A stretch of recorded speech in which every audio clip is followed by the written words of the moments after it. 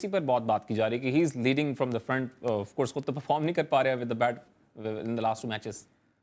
Overall अगर मैं बात करूँ आई थिंक मैच पे ऑस्ट्रेलिया खैर शुरू से ही आई थिंक उनको कॉम्बिनेशन बैठ ही नहीं पा रहा और वर्ल्ड कप से पहले ही कुछ मुश्किलात थी उनको।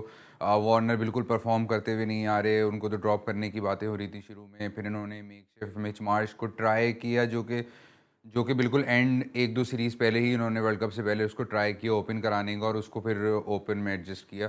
फिर उसके बाद कुछ इंजरीज होना, सो वो कॉम्बिनेशन ओवरऑल जो है वो बैठ नहीं पा रहा। बिल्कुल सही कह रहे हैं अमित भाई कि वो जेल्ड इन नहीं लग रही, क्योंकि एक तो स्टार्क, कमिंस और हेजलवुड भी पिछले 1.5 साल में पहले ही टूर्नामेंट है जो तीनों एक साथ खेल रहे हैं। सो वो भी है और फिर नई चेंजेस और उसके बाद आई थिंक वो ओवरऑल ही काफ़ी सारे मुश्किलात हैं इस वक्त ऑस्ट्रेलिया को। और इससे निकलने के लिए, क्योंकि ऑस्ट्रेलिया है और मेंटली स्ट्रॉन्ग टीम है तो निकल सकती है, लेकिन काफ़ी बहुत ज़्यादा मेहनत और बहुत ज़्यादा कोशिशें करनी पड़ेंगी। बवूमा के हवाले से आई think Bavuma in terms of captaincy I think not so favourite person in south Africa, क्योंकि बहुत ज़्यादा तनकीद होती रही है उन पे पिछले कई सालों में।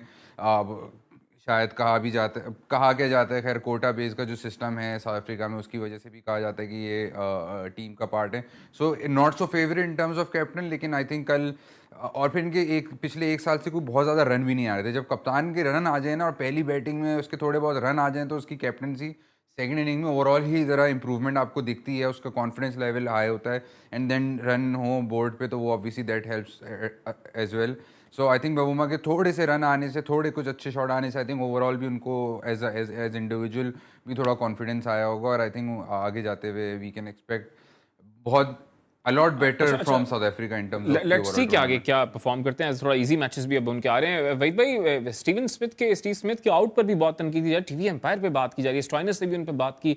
उस पर कुछ ऐड करेंगे? कल खासतौर पर सोशल मीडिया पे भी चल रहा था कि भी ये इंडिया के अंदर ही होता है इस तरह का, क्योंकि आपको याद होगा सचिन तेंदुलकर का भी एक going down the leg side, बेखाल में सईद अजमल की बॉल पे इस तरह की उस डिसीजन पे तनकीद हुई थी कि going down the leg side हो गया वो 2011 में। यार आप कहाँ से कहाँ किस चीज को मिला रहे हो भाई। बात यह है कि स्टीव स्मिथ जो है मतलब he was a bit unlucky, उसमें कोई शक नहीं। स्टॉइनिस उससे ज्यादा अनलकी था, क्योंकि मार्कस स्टॉइनिस का आप रिप्लेस ने क्लियर शो किया कि जब उसके ग्लव पे गेंद रख के डाउन द लेग साइड गई, जो डिकॉक ने कैच लिया, उस वक्त उसका हाथ बल्ले पे नहीं था।